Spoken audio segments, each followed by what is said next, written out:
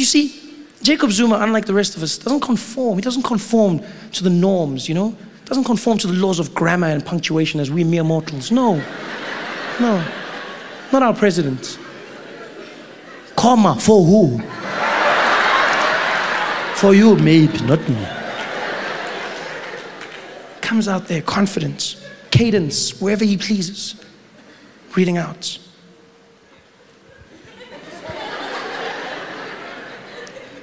We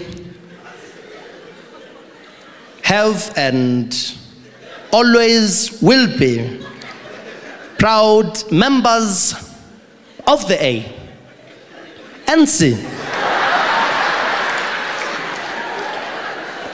And as such, we are proud supporters of the development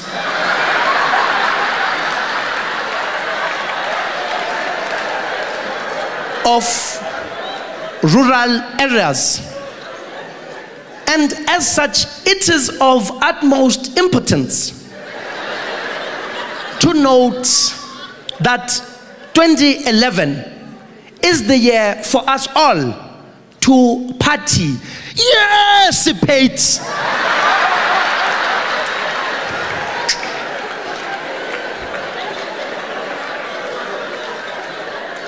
And so forth.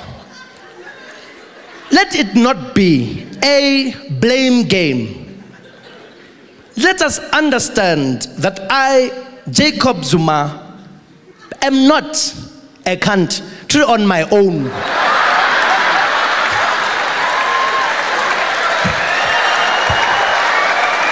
Hey there, thanks for watching.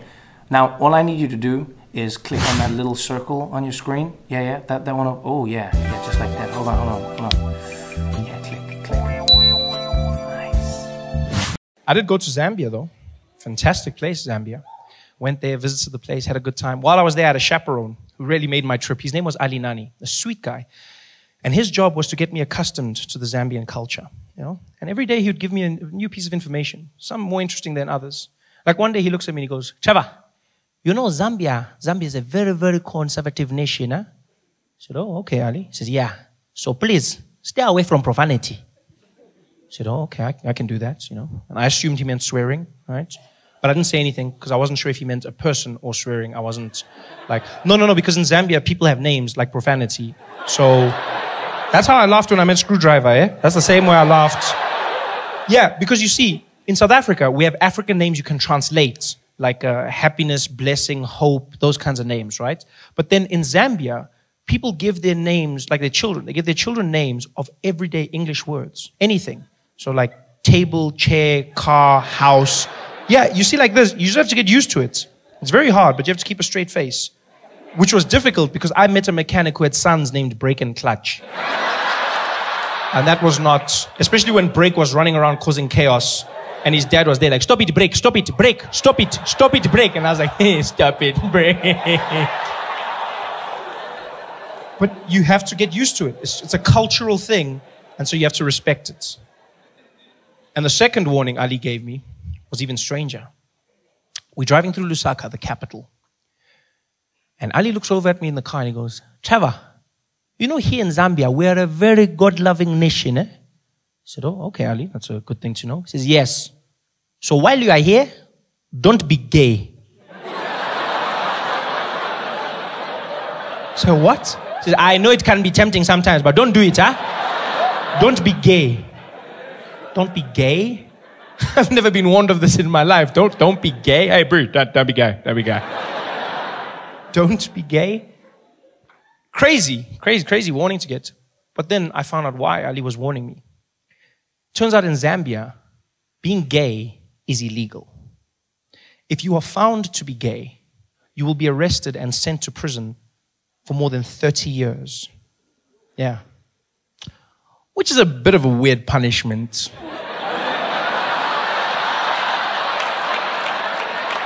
When you think about it. I mean, I'm not saying gay guys would enjoy prison. I'm just saying if I was gay, that's not the worst thing you could do to me. You'd be like, you're going to jail. I'd be like, oh no.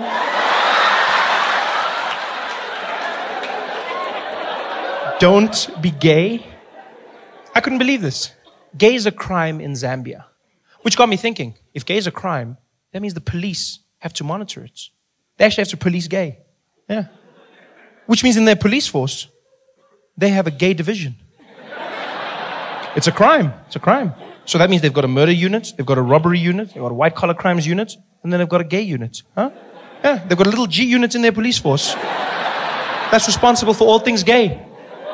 That must be the most fun police force to be in the world. You get to go undercover, dress up really nice, get in touch with your flamboyant side, just have a good time. I bet the sergeant's there every morning briefing his detectives. Good morning, detectives. Welcome, everybody. Today we will be launching a sting operation. We have just been informed of a fashion show that will be taking place. And as you know, the gays cannot resist the latest trends. Therefore, we will be in full attendance to apprehend each and every one of them. Let us make sure we are here. Detective Chipua, present. Detective Table, present. Detective Mungai, present. I think he's in too deep.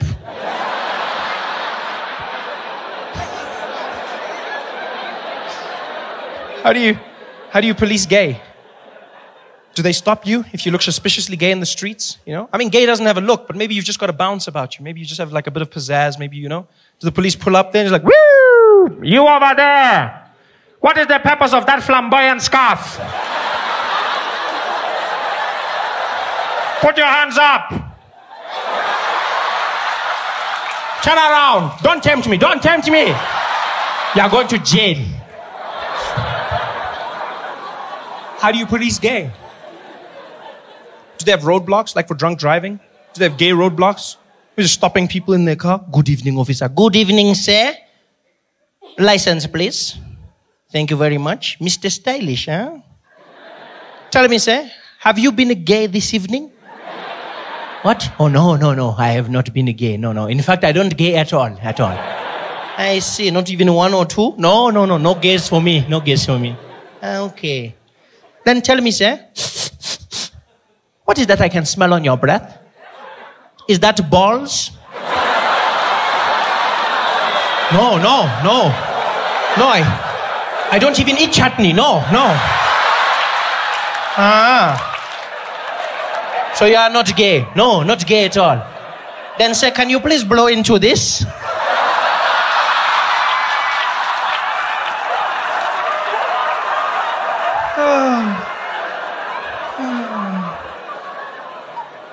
Don't be gay. I was not gay while I was in Zambia, so I had a good time. Went around, saw the people. The highlights of my trip came when on my day off, I asked Ali for suggestions. Ali said to me, maybe you should drive around Lusaka, meet some of the people, just have a good time. I said, Ali, I want to do something special. He said, okay, well, in that case, maybe you can go to the mall. And if you are lucky, maybe you can ride the escalators, huh? So what? Yeah, I'm not promising anything. But if you are early, maybe you can go once or twice. So escalators, I know, mind-blowing, huh? I thought he was messing with me. Until I found out people in Zambia go to the mall just to ride the escalators. Seems ridiculous till you understand the backstory. When we were in Zambia, there were only 5 public escalators. 5 in the whole country. The first escalator was built in August. Yeah. Not August 19. No. You guys remember August? August? You guys remember that? They built their first escalators ever. Yeah. And so now it's all the rage. People go to the mall just to ride escalators. Yeah. But now, I don't want you to picture like some dusty village. That's not what Zambia is. It's a beautiful place. They're developing just as we are. They've got roads, they've got airports, they've got beautiful hotels, stunning shopping malls. They've got everything we've got, even faster internet. They just never had escalators. And now they started building them. And because of that, people go there and they just spend a day riding escalators. Dads will go home and fetch their kids. Children, we are going to the mall. To do what, Daddy? To do shopping. And to ride the escalators. Yay! We couldn't believe this, so we went to the mall, right? We get to the mall is empty. Escalators are packed. People are standing in lines, going around, doubling back on themselves. There's old people, young people, even couples. There were couples, guys that actually picked up women by saying, I'm going to take you to the escalator, girl. Ooh, you're so fancy, eh? Escalators. Some people didn't even know how to ride the escalators. Kids were easy. They just jumped on. Old people would panic. There was one guy who got on the escalator and it was going up. And I guess to compensate for something in his mind, as it went up, he started leaning. He fell down. He was hurt so badly. Oh, it was fantastic to watch. We spent like 3 hours doing this, just watching people riding escalators. And you know what? Our patience paid off. Because in hour 3, the most fantastic thing happened. A school brought a class of children to the mall. And their excursion was just to ride the escalators. It was magic. 30 kids, about 5 years old, cutest things, wearing their little black and white uniforms. And they're standing there together holding hands. And they were so excited, so they're shining, you know, not from excitement, that Vaseline.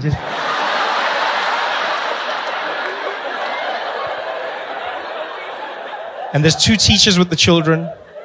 And they grab their hands on either end. And in a long train, they start to march through the mall. And as they do, they start singing at the top of their lungs like little angels.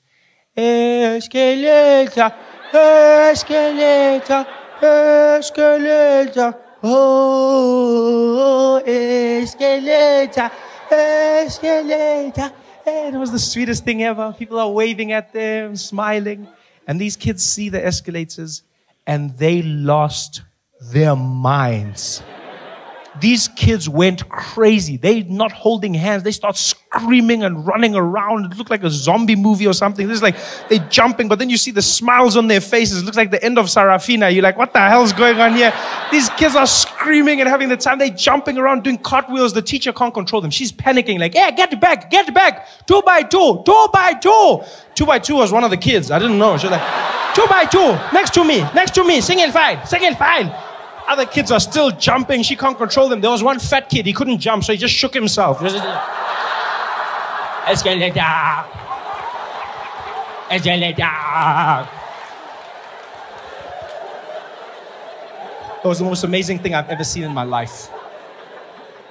It's like I had gone in a time machine to a time when escalators were new, brand new and popular. So popular that people were taking pictures of the escalators using their iPhones. Chipiwa! Technology, eh? Who even thinks of these things, eh? Can you imagine? Hey, we are in the future now, man. Mechanical moving stairs, huh? What are we going to see next? I don't even know. I wonder how it works, eh? Let me just check there. Siri, how does an escalator work? I don't know, eh? The one president that was always the furthest from being crazy was Nelson Mandela, you know? And I mean, Mandela recently turned 91. I just can't help wondering to myself, when you turn 91, wouldn't you throw this huge party? You know, I mean, you're 91 years old. I don't know, if I turned 91, I'd get wasted. I'd just be that guy, you know? You have all these famous people visiting you. I'd throw this huge party, knocking down the tequilas, having a good time. But I know people never want to think of it. No, Mandela doesn't get drunk. No. People don't want anything. They're like, no, Mandela doesn't fart. His bum just suggests things. It's got that vibe, you know? But I mean, he's still a man at the end of the day, you know? I would have loved for him to just let loose and get totally wasted on his birthday. It would be so crazy seeing Madiba pop out like into the garden, you know, out of nowhere, his shirt open. There he is, one of those colorful ones, him walking around. No, leave me, Grasa, leave me. Leave me, I'm fine. I'm fine. Do you know who I am? Do you know? Don't touch me. Who are all these people? Who's that? Bill Clinton. Bill. Come here, Bill. Come here, Zappa, Bill. Zappa. Thank you for coming, huh? Let me tell you a joke, Bill. Let me tell you a joke. I did not have sexual relations with that woman. That was a good one, huh? I'm just saying. Oh, here comes Julius. Always going to talk, rah, rah, rah, rah, rah. I was also president of the youth league, rah, rah, rah, rah. Ah, Julius is killing me. 2 seconds. Julius, 6 times 5. Okay, it's fine. It's fine. He'll be there for hours. Yeah, let's carry on. Let's carry on. Okay, we're going to drink, all of us. We're going to drink then. But before we drink, I want to propose a toast. All those people who thought I wouldn't make it to 2010. Yeah, he'll never make it. He'll never make it. I'm still here, 91. 91. Yeah, 91. Even Michael Jackson died before me. Even Michael died before me. Yeah. This is so amazing. So many of you here to see me, huh? I feel like Meghan Markle. This is dope. That was like the most amazing experience. I didn't know that the royal wedding was going to be this weekend. I didn't know it was going to be today. I planned my show long before them. I knew that I loved you before he knew. That's what I'm saying. I planned our big day long before they planned theirs. And then now everyone was like, oh, you're going to London? Are you going for the royal wedding? Are you here for the royal wedding? Are you here for the royal wedding? It's quite an event, I have to say. Like everyone is watching everything about you. All the stories people would talk about, because you're watching it all over the world. They're like, yes, Meghan Markle. Yes, she isn't the typical royal. Yes, she isn't the typical royal. What we mean is, yes, typical royal. She comes from an unconventional family. Yes, very different family.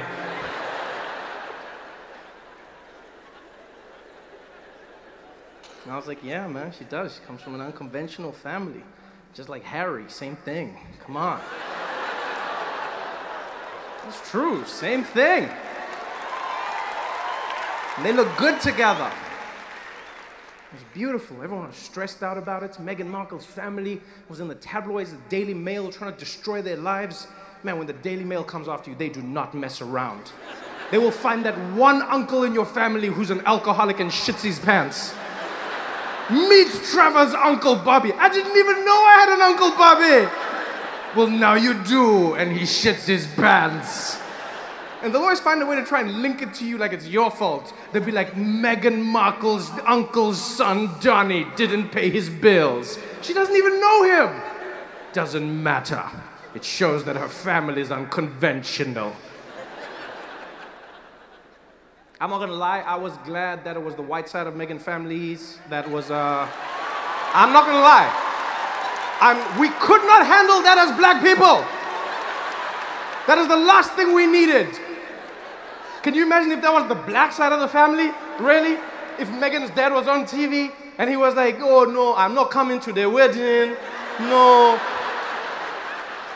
Here we see Meghan's father posing for photo. Ah, you caught me again. Oh no, you have caught me. Ah. Black people would have never, because that's the hard thing about being a minority, whether you're black, whether you're whether you're Arabic, whatever it is. Like if you're a minority, if you have a certain skin tone, you know that every action you commit, like taints your whole, your family, it taints your everything. White people are individuals. That's white people. That's like the best thing in the world. That's what white privilege means to me. You're an individual. Let's look at Dave. He is excellent. He's a mass murderer. As Trevor, if I killed half of you tonight, they'd be like, ah, those mixed breeds. I take everyone down with me. So much stress. So I was glad. Like her mom was there. She was all, fly, looking beautiful as well. The wedding went off without a hitch. And my favorite thing was how the British media talked about how black the event was. And I understand it. Here's the thing. This is like one of those things where I understand, like they want to talk about it because you're not used to having like a black wedding, right? But so like everyone today, I had like CNN contacted me and they're like, Trevor, would you mind speaking about the wedding and really all the black performers? There was a black cellist and there was a black choir and a black pastor. How do you feel? Black? I don't know how I'm supposed to feel. How do you respond to that question? How do you feel about, I don't know how I feel, it's a wedding. I don't know, what do you want me to say? That's a normal wedding. I wasn't watching that wedding being like, whoa, there's black. So much blackness. Another one. It's a wedding. What do you want me to say? It's people. And also, like, I feel like people go too far. Like, you know, that's where you realize that there's not enough, like, diversity in your world, is if you think that that made it a black wedding. Let me tell you something. A black cellist has canceled itself out. If you have a black person playing the cello, it's safe to say that you've canceled out the blackness at that event. That's the safest way to introduce blackness into your family. Daddy, I'm dating a black man. What? He plays the cello. All right, bring him in, bring him in. Even white people think a cello is white. When you walk in with a cello, white people also like, well, what the hell is that, man? It was like, it's the black wedding. It wasn't a black, it was just a wedding. It was a beautiful, beautiful wedding. If it was a real black wedding, it wouldn't have ended. That's a real black wedding. It would never end. If it was a real black wedding, Prince's Nigerian uncle, he would have found like Harry's Nigerian uncle, he would have been in the carriage with them. I'm not paying for this carriage, I'm not riding in it, huh? You want to ride alone, Harry? You want to drive alone? Let me tell you something, huh? Let me tell you something. We are all getting in this carriage, eh? Every single one of us. And if we all get in the carriage, there's space for everybody. Don't be like that, Harry, huh? This is your family's day. This is not just your day, huh? When you were a little boy, who was there for you, huh? Who was there? That I was here, eh? I was there. Uncle Adebayo was there for you, Harry. Don't be like that, huh? Don't be like that. Huh? Where do you think you got your bow spot from, huh? Where do you think you got that from? That's a black wedding. This was just a wedding that included black people. That's all it was. And it was beautiful. It was beautiful to see all the celebrities showing up, all the famous people. They sang God Sing the... I never noticed that when they sing God Save the Queen doesn't sing. Which I understand. I mean, I feel like that would be a little bit weird. Like, she knows. Like, which is... Like, that's what I like about the Queen. I'm not gonna front. Like, she has a gangster vibe about her. Like, she's gotten to that point where she's like, yeah, I'm the Queen, I'm over it, let's keep it moving. She doesn't act like someone who's the Queen anymore. She's just like, I'm over it, I'm the Queen. And so everyone's standing like, God save our precious spirit, and she's like, yeah, I know, save me, I know. I'm not gonna sing it for myself. Can't be like, save me, oh, save me. She's like, I don't need you assholes to save me. I drive myself. It was such a beautiful day, every single piece of it. It was wonderful seeing the people in the streets. Everyone had a smile on their face. You know, everyone was happy because, like, Harry's popular. He's popular in Southern Africa. He's popular in the UK. He's got that cool vibe about him. You know, Meghan Markle as well, as he inspired people. The only weird thing in the wedding for me was they had a black pastor, right, African pastor, and this was like, it was weird in a good way. He started giving a sermon, and he started talking about Martin Luther King, and then he started talking about slavery. And I could see in that moment, there were people in the audience who were like, God save the Queen, God save the Queen. Somebody stop this man, God save the Queen. I'll never forget, I met an American in South Africa. And he said to me, he said, well, you know, Trevor, it's funny you say that because if you come out to America, they'll label you as black. I said, really? And he was like, hell yeah. Oh yeah, everybody's black out there. And I was like, wow, well, I want to be black. And I found out it's true. Mixed race people are categorized as black in America. Yeah. The only catch is, and nobody tells you this, you have to be liked and successful first. Before then, they say you mixed. You achieve success, and you get upgraded to black. All the famous mixed people do it. Singers, like Alicia Keys and Mariah Carey, yeah? Mixed, but then they say black singers. Sportsmen, like Tiger Woods, mixed, but then they say black golfer. The most famous mixed person on the planet by far, Barack Obama, mixed, half and half, straight down the middle. But then they say America's first black president, which is interesting because when he was running, they called him the mixed candidate. I see how it works. Everyone makes it obvious now. They're like, yeah, Barack, of course he won, of course. It wasn't that obvious when he started. It wasn't. I remember comedians coming out. They used to diss him. Guys would come out on stage and be like, man, how many of y'all seen that crazy-ass mixed fool running for president? Y'all seen that mixed fool running for president? Where you gonna see? Ain't no mixed fool gonna be president of the United States of America. Ain't no man, which white people gonna be voting for a mixed fool? Even a black man can't win shit. Even a black man can't. How some mixed fool think he gonna do it out? Man, that mixed fool, that crazy-ass mixed fool. How some mixed fool, that mixed fool? And then he won, and all of a sudden they were like, my nigga.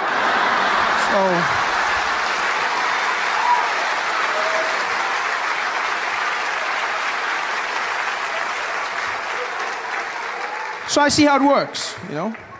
I understand. In order for me to become black, I have to work hard at it. And I'm willing to do the time. Yeah.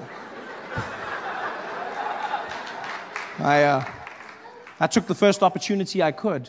Bought myself a plane ticket from South Africa, and I said, I'm going out to America. I'm going there, and I'm going to be black. And I got on that plane. It was an 18-hour flight, 18 hours of non-stop flying. And I sat there in my chair, and I spent every moment practicing being black, just practicing. I was like, I'm not going to mess up this black opportunity. I just sat there, just working through everything. I was watching every black movie and TV show, just going through it. Yeah. You know what I mean? Yeah. King Kong ain't got shit on me. Yeah. What you talking about, Willis? I was grinding it. You laugh, but 18 hours of flying, and I landed in JFK, and I was fluent in my black American. For shizzle my nizzle. I was walking around. I was so black, I was even laughing black. I was like, ha, ha, ha. Yeah. My man. Ha, ha. Should have seen me. It was like, oh, this you? That has to be the personification of cool, in my opinion. There's nothing cooler. Black Americans are so cool, they can make you feel good about yourself just by asking if you are you. You don't believe me? Get a black American man to come up to you and just be like, hey, yo, this you? Nah, this you? And you'll be like, I think it is.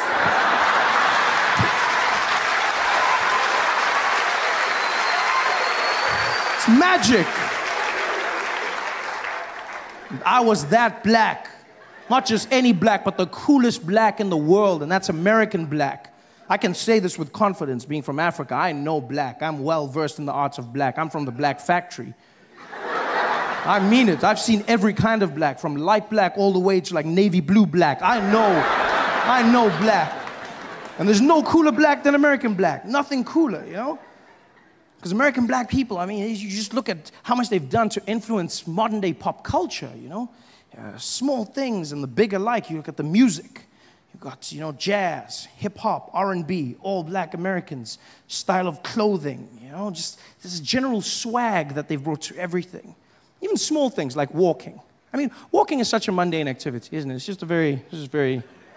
There's nothing cool about this thing. You just move from one place to the next, and pretty much everybody can do it. This is it. There's nothing. And then black Americans came along, and then they just added in that bounce, and then all of a sudden you look really cool. You just, you know, you look like you have a purpose. You've just got that. Yeah, look at this. It's super cool. And it must be hard for an assassin to kill you. Just like. That's why if you look in American history, no black man was ever assassinated whilst walking, ever. It was when they stopped and said something. Bang! That's when they were, because they got to walk. That's why if you look, Obama, every time he comes out of the jet or makes a speech, he's always just got that little bounce just before. Because in his head, he's like, you never know. Got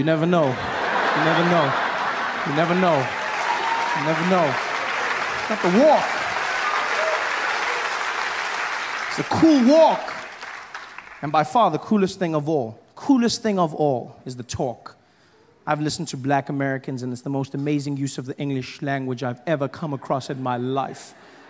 Because they pay no regard to punctuation whatsoever. They just cruise through sentences. It's fantastic. First time I had a conversation with a black American man was in Baltimore, Maryland. This guy walked up to me after the show. He didn't even walk. He just floated in. Just came up to me and was like, hey, yo, B. Hey, yo, let me holler at you for a minute, man. Let me holler at you. I said, okay.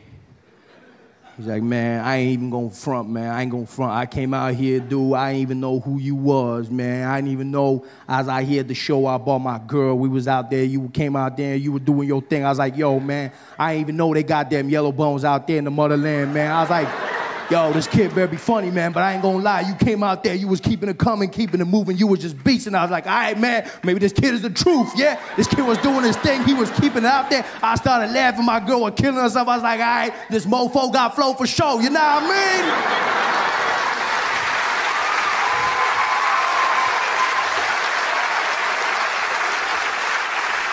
And I was like, no, I don't. But I love it. It's the most amazing use of English I've ever come across in my life. Just that one word alone, just the strength of that. Nah mean. Do you know what I mean? You nah mean? It sums it all up, doesn't it? It's just, neither question nor statement. It's just, like, why have we been wasting our time with syllables for so long? I don't understand. It was a crazy day today, you know what I mean? Yo, that shit was crazy, you know what I mean? It just flows, it's magical. It says it all. I feel like I've wasted years of my life without nah mean. I wish I could go back in time and relive my favorite moments, watch my favorite movies again, seeing them bring to life. This is Sparta! Nah mean! Power. And so the best and worst experience I had learning American happened to me when I first moved to the US. I lived in California, in Pasadena, when I first came to the United States, right? And the reason I lived in Pasadena is because that's where I knew my first American friend, a guy by the name of David Maya. He came to South Africa to film a documentary. We became the best of friends. And one day we were hanging out in Dave's apartment. And Dave's chilling on his beanbag. And he looks over at me and he's like, Trevor, dude, I don't know about you right now, but I'm starving. I said, I think you mean you're hungry, Dave. I said, what? I said, doesn't matter. What do you want to eat? So you know what I'm craving right now, man? I'm craving tacos. I was like, oh, that sounds like fun. Let's do it, man. Let's go to tacos. What? So isn't that the restaurant you're craving? Tacos? Are you being serious right now? You've never had tacos? I said, no, I don't know what tacos is. You've never had tacos? My answer hasn't changed from now, Dave, no. I've never had tacos. You've never had tacos? And by the way, I hate it when people do that. You know when people ask you the same question over and over again because they can't believe you haven't had the exact same life experience? You know that thing people do? Like with everything, they're like, oh my God, have you heard the new Beyonce? No, I have. You haven't heard the new Beyonce? No, I have. You haven't heard the new Beyonce? Oh no, now I have. No, I'd never had tacos, right? I'd never had tacos because in South Africa, we don't really have Mexican food, okay? We don't have Mexican food because we don't have Mexicans. They never came over. It's not my fault. Dave was personally offended. I'll never forget, he jumped up and he was like, dude, I cannot believe you've been in America all this time and you've never had tacos? I said, Dave, why is it such a big deal? He's like, because, Trevor, nothing says America like tacos. I said, really? Nothing says America like Mexican food? And you know what's funny is I feel like in that moment, I feel like Dave was being profound. He didn't even realize it, but that was a profound little nugget that he had just espoused. Nothing says America like tacos. I've had the privilege of traveling everywhere in this beautiful country. I've been to places like Erie, Pennsylvania, El Paso, Texas, Honolulu, Hawaii, I've been everywhere, and one thing I've learned across the board in America is that Americans love tacos. Everywhere you go, Americans love tacos. Love tacos. Even people you wouldn't expect. I was watching the news one day, and there was a guy at a rally, right? And they were asking him about immigration and families being separated, etc. And this guy, like, regardless of his politics, like, he was being really mean and xenophobic and racist, just acting real presidential. And the journalist asked him, about children, and he just went straight, and he was like, boy, I'll tell you what, I don't give a damn about any of these goddamn Mexicans, you heard? They came over here, they ain't supposed to be here, boy. Woo! It's our country now, you heard? That's right, boy, go back to where you came from. Woo! These Mexicans ain't done nothing good. They ain't brought nothing good to America. We don't need y'all. Come on, Bubba. It's Taco Tuesdays.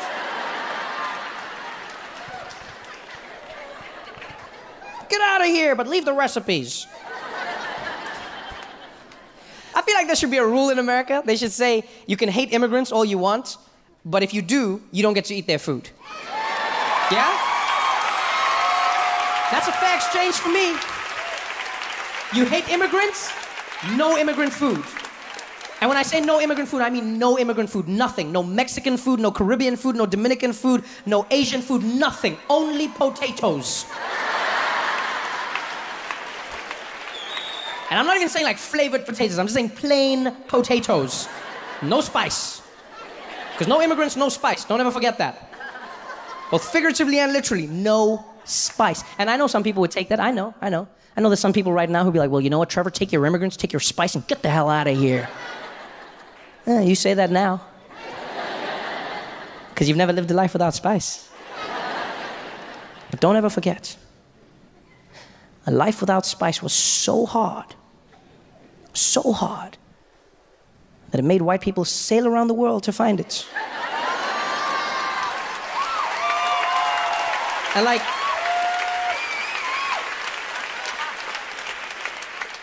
this wasn't regular sailing. This wasn't like a Disney cruise. These people sailed at a time when they believed if you went that way, you would fall off the edge of the earth and die. And still, some man out there was eating some white lady's cooking, and he was like, I can't do this shit anymore. I'm sailing that way. But what if you die? At least it's exciting.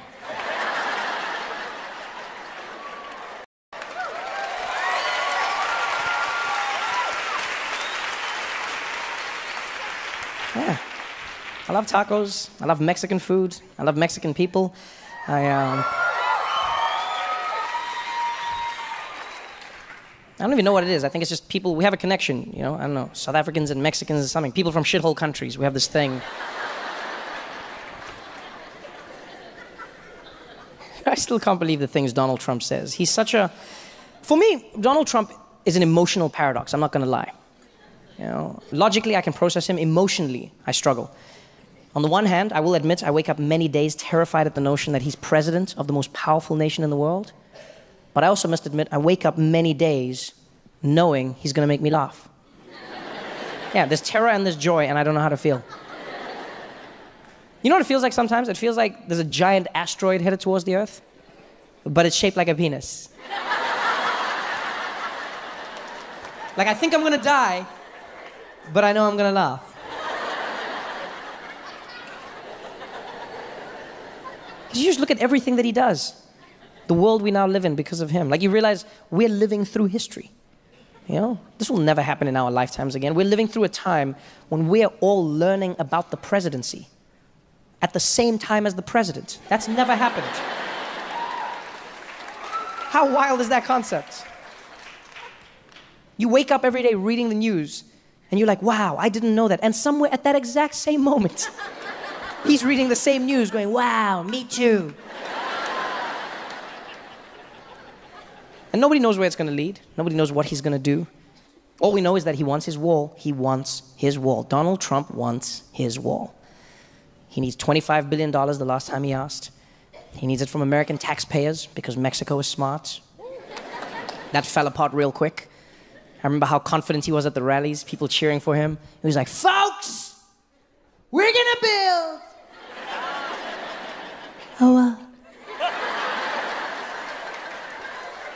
We're gonna build a wall, folks. Who's gonna pay? Mexico. And Mexico was like, we ain't paying for shit, man.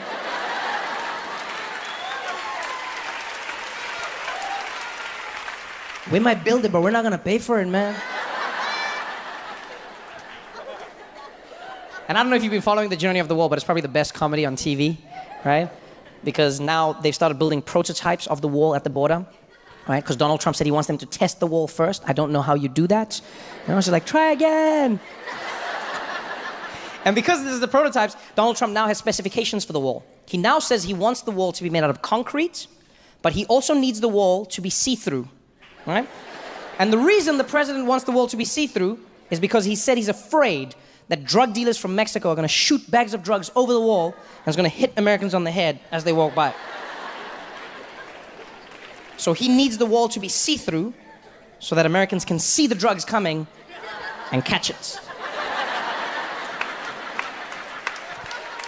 Now, I'm not gonna lie, I don't know what a see-through wall is, but at this point, I'm just worried that a contractor's gonna come along and trick the president. He's gonna take him to the border and be like, there it is, Mr. Trump, your invisible wall.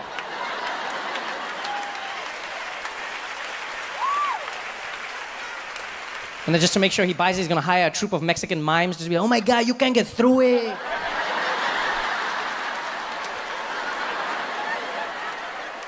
It works. Like the mind of Donald Trump. Oh, the other idea he had for the wall was he said America should build the wall out of solar panels. That's what he said. He said America should build the wall out of solar panels because that way the wall would generate electricity and pay for itself. Yeah. Now, I'm not gonna lie, that's a good idea, right? It's a good idea. Unless you know anything about solar panels or the sun or walls. Because the problem with that idea is that the sun is up, yeah? We all agree on that? We're still on the same page there, yeah? The sun is up. Right? A solar panel wall is not going to work because a wall is like this. So technically it's facing down. So unless you have like a really swaggy sun that's like, yeah, I shine real low, B, it's not going to work for you. The only way it works is if you take your border solar panel and lean it at an angle to get the sun's rays. But if you do that, now you've just created a giant ramp for Mexicans to shoot into America. It's like, órale!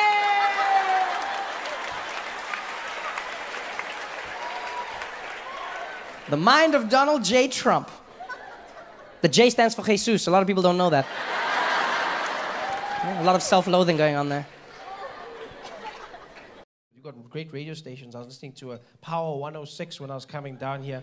Fantastic. Yeah, the hip-hop radio station. The only thing that was weird, I don't understand, is why do you guys censor your hip-hop on hip-hop radio stations?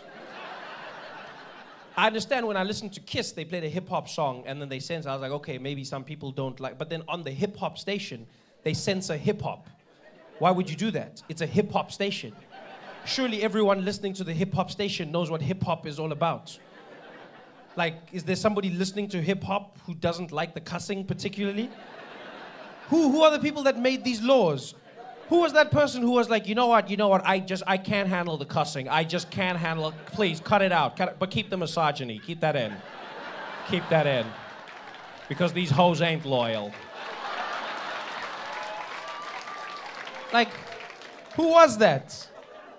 Because it's the straight, I've never heard anything like, all over the world, when you listen to a hip-hop music station, they play the song the way it is because that's how it should be, you know? As if it's crass, it's crass, that's it. You don't like it, that's why you don't listen to hip-hop. That's how it should be. But you can't cut the swearing, you can't cut out the cussing, you can't censor hip-hop. That in itself is defiling what hip-hop is, because hip-hop was a manner of speaking out. It was speaking out against the establishment, against the man. That was. I mean, these days it's changed. It's more about cough syrup and strippers. But back in the day, it had that thing. You were speaking out. You can't censor hip hop now. It makes hip hop sound uncertain. I've never heard anything sound so bad in my life. It sounds like the rappers are insecure now. It sounds like they're unsure of themselves, like they're suffering post-traumatic stress or something. Because the guys come out and half of the words are missing. It's just like, yeah, when a dope want you. But you can't do it for you. I can make a rich. But I don't, bro. This ain't loyal. No, this ain't loyal. It's just like, what is going on here? You ready, B? I don't think I'm ready, man. I don't think I'm ready. I'm really stressed right now. I actually didn't think this through. I'm gonna go home. I need a nap. Hey guys, thanks for watching. Make sure to subscribe to my channel so you can win cool prizes. And by prizes, I mean surprise. There's no prizes. It's a free YouTube video, you greedy. Just click the video, man. Why you want free things on free things? turn on the TV, and then I see Walter Scott, a 50-something-year-old man running away from a policeman, getting shot in the back, running away from the policeman. And again, the media, for some strange reason, just seems to forget what the main purpose of the discussion is. Because on day one, they go, unarmed man shot in the back. Day two, they're like, who was Walter Scott? Let's find out about him. Apparently, he had a charge of assault against him in 1987. So he gets shot for it? How hard did he punch the guy that he gets shot for it in 2015? Well, did he punch the guy into the future and then he came back to get him? Is that what happened? And I mean, it was the 80s. Everyone punched somebody in the 80s. I don't understand why this is a big deal. They were saying the craziest things. They were like, Walter Scott, I mean, everybody's talking about the police officer. Let's talk about him. Why did he run? Why did he run? Because he didn't want to go to jail. Are we really going to live in a world where police no longer want to chase criminals? Is that what we're saying? Is that what we're saying? Police no longer want to chase criminals? That's the whole point of the game, isn't it? We played it as kids, cops and robbers, yeah? You've seen the movies, that's what makes it fun. Freeze! You can't catch me, copper. And then you run. That's what makes it fun. Now police no longer want to chase criminals. We're going to live in a world where police, can you imagine what that's going to do to the movie industry? It's going to be horrible. Remember, we're going to be watching Bad Boys 5, Martin Lawrence and Will Smith. Freeze! Okay, end of movie, done. This is the worst movie ever. This is the strangest thing. They asked all the weird questions that have nothing to do with a man being shot who is unarmed. And they come out and they go, also noted is that Walter Scott owed $16,000 in child support. To the cop? No, I mean, like, to the... Because that would be a different story. That would be like, if that was the mother of his children that shot him, then you know what? I may actually be on her side. You never know. Yeah, I might have been there like, you know what, sister? You shoot him in the back, girl. That's right. You shoot him thinking he ain't gonna pay after he play. You shoot him in the back thinking he gonna run away from his responsibilities. Shoot him dead. But this has nothing to do with it. A policeman shoots an unarmed man, he's running away. And then they have the crazy nerve to say, this officer feared for his life. He was afraid. Afraid of what?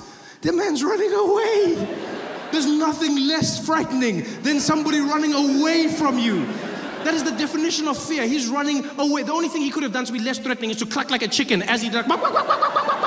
There's nothing less frightening than a man running away from you. Like, what are you afraid of? You can't say he was running away. I was afraid. Afraid of what? He's running away from you. That makes no sense. You're seeing him from behind. No one's threatening from behind. They're running away. There's no one who's frightened. Like maybe Kim Kardashian, but nobody else is running away from you. You shoot him in the back. And I was like, yeah, I was afraid. Afraid of what? What, do you have abandonment issues? Why would you shoot a man? My dad left when I was 5. Makes no sense. So I don't know how not to die. And here I am in my car on the side of the road in a random street in Los Angeles. And the whole time I'm just like, I don't want to die.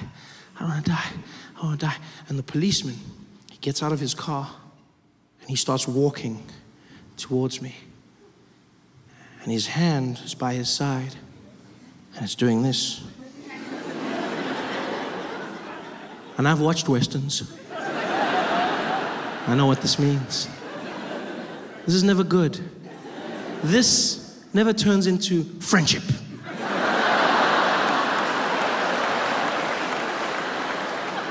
So now I'm starting to stress and I'm looking at him in the side mirror of my car and I'm panicking because objects in the mirror are closer than they appear. So he's gonna get there at any moment. And I don't know why I did this. Like as soon as I panicked, I completely panicked and I launched myself out the window. I took my body and I threw it out the window and I fell onto the side of the car, just and onto the side of the car. I basically went back to nature. I thought of a predator, you don't make eye contact and you play dead. That's all I did. I just played dead on the side of the car. Shame, which freaked him out. He was just like, what, hey, what's going on? And I said, I'm sorry, officer.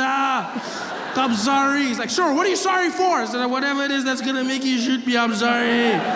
I'm sorry, officer. He said, sir, get back in the car. Get back in the car. I said, no. I don't want to die. Please, I'm not falling for that trick. Please, officer, I'm sorry. I'm sorry. He's like, sure, I'm not going to kill you. Just get back in the car. Get back. And I mean, Shane, this guy was just as freaked out as I was. I'm not going to lie. Because, I mean, when I put myself in his shoes, what does he do? Imagine that you're standing on the side of a guy, jumps out of his own car. What does he can't even call for backup. What does he say? 10-4, I need backup. And what do you need? I got a black guy killed himself. 10-4, you got to make something up better than that. We'll back you up. Don't worry. Like, you can't, like, what do you say? It's just like weird. The guy's freaking out. I'm freaking out. And I'm lying there, and this guy, he approaches slowly, he finally gets to me and he lifts my arms and he's like, get back in the car, sir, get back. And he stuffs me back into my window. Get back. I'm like, no, I don't want to die. Please, I don't want to die. And he's like, sir, calm down. Okay, I'm sorry. He's like, sir, have you been drinking? I said, no, sir, I haven't been drinking. I said, okay, calm down. Do you know why I pulled you over, sir? I said, it's because I'm black. And now, I wasn't being an ass, nor was I joking. I'd just been informed that as a black person in America, if you drive a really nice car, there's a good chance you're going to get pulled over by the police. Yeah, so in my world, he was doing his job as I had been told. Yeah, I wasn't judging him. In fact, I was a little flattered. I was like, well, thank you very much, Mr. Officer, for noticing this bad boy right here. That's right, 2015, baby. I was really excited. He was more freaked out, though, because I said to him, I said, it's because I'm black. And then he did this thing that I've come to learn is the reaction of white people in America, who, when they hear information they can't process fast enough, have this thing where they smile on the outside, but on the inside, it's almost as if they're short-circuiting. He looks at me and he goes, I'm sorry, what? I said, because I'm black, that's why you pulled me over? And he goes, no, hey, no, hey, no, that is not, no, hey, I don't, no, that is not,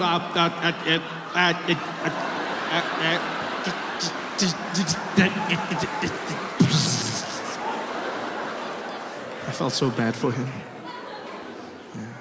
I think we both learned a lot that day, the two of us. Grew from that experience. I was speeding, that's why he pulled me over.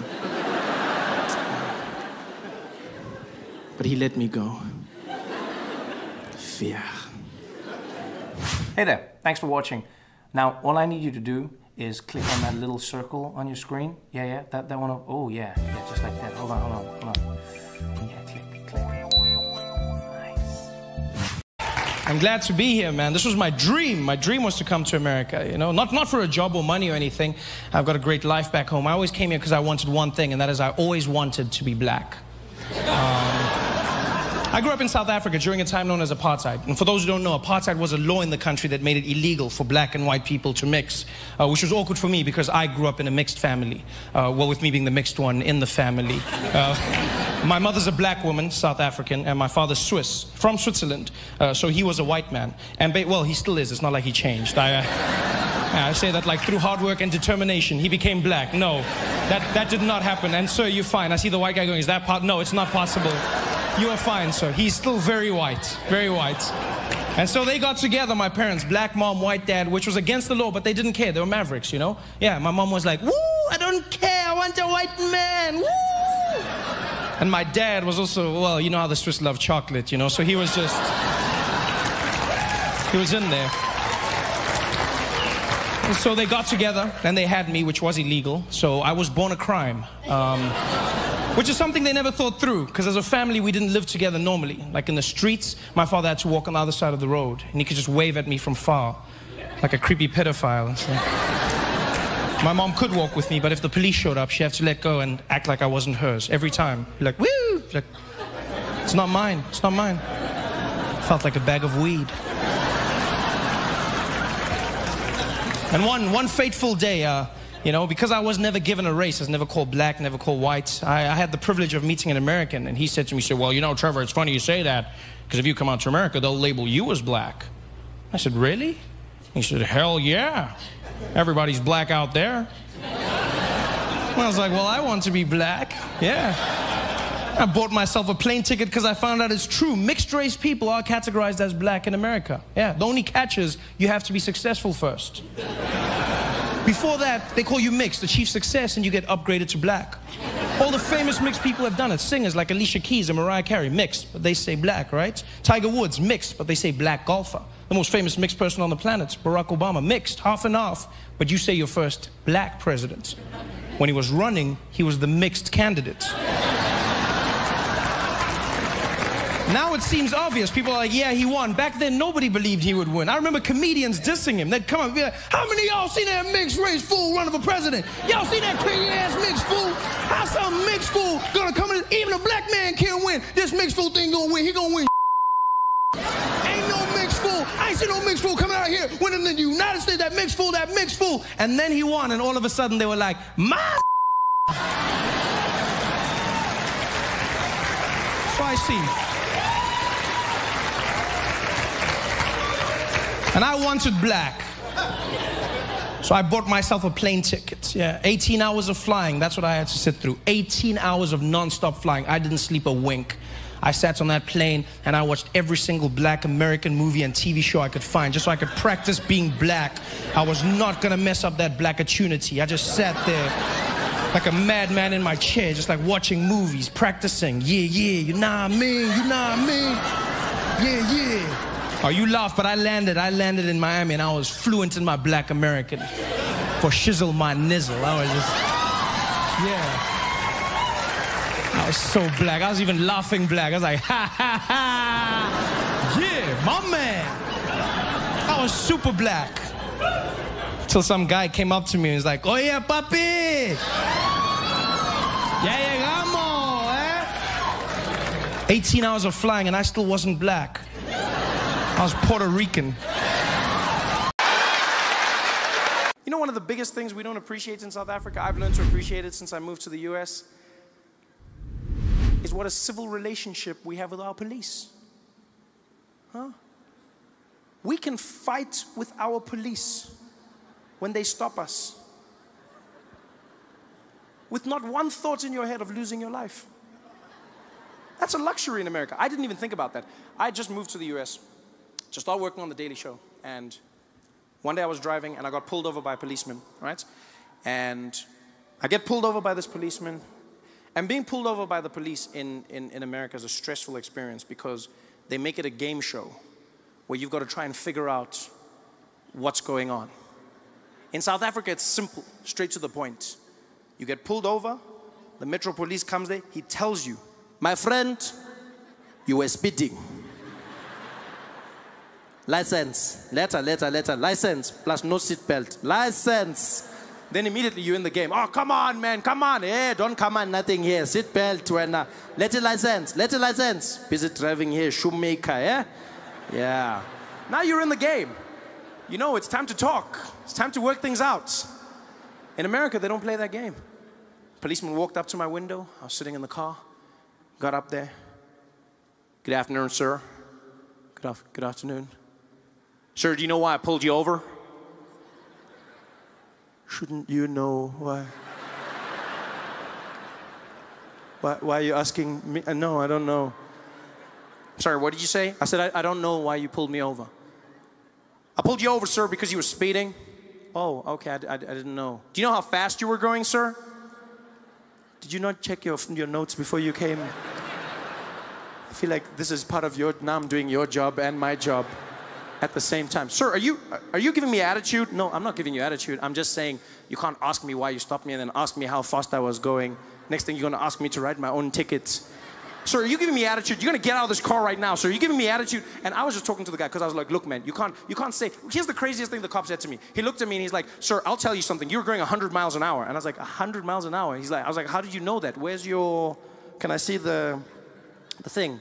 He's like, what are you talking about? I was like, show me your gun. And he's like, I got, no, whoa, not that one, whoa. I want to see the laser gun. Show me the speed. He's like, I don't need that, sir. I estimated that you were going 100 miles. I was like, estimated?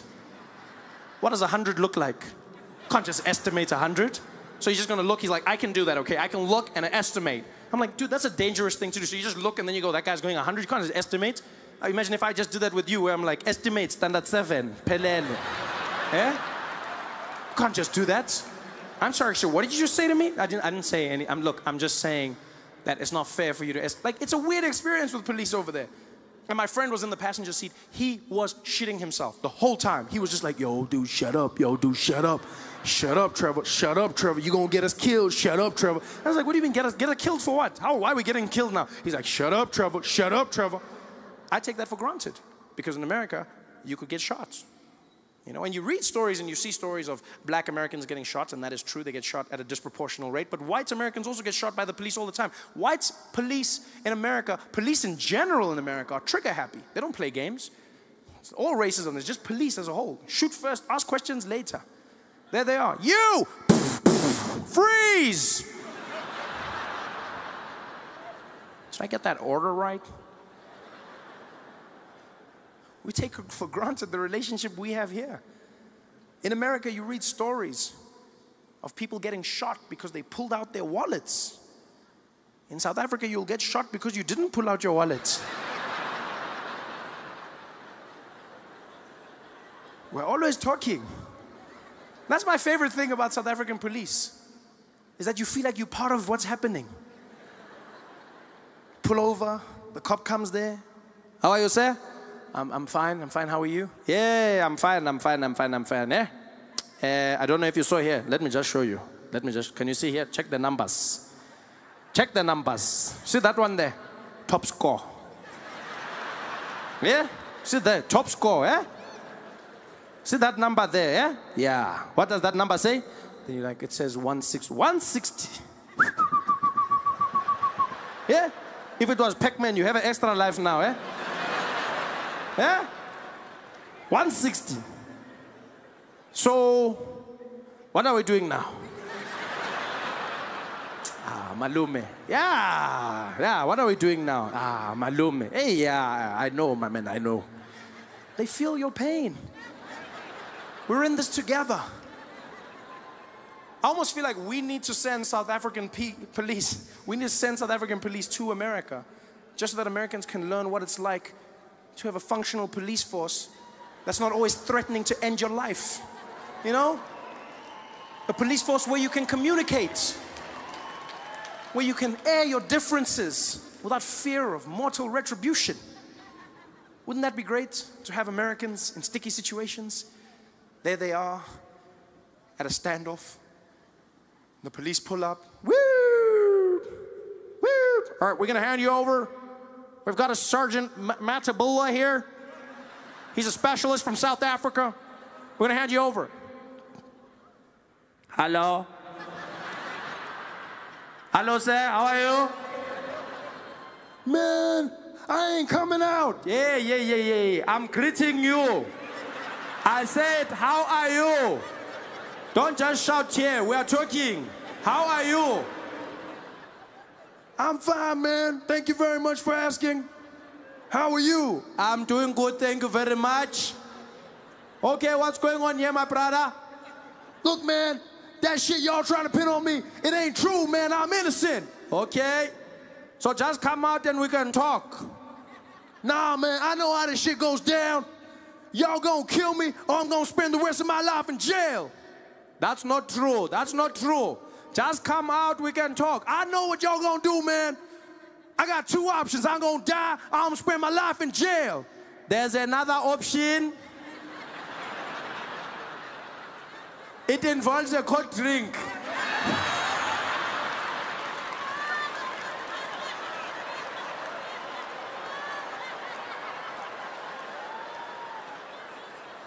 Doesn't have to be this way.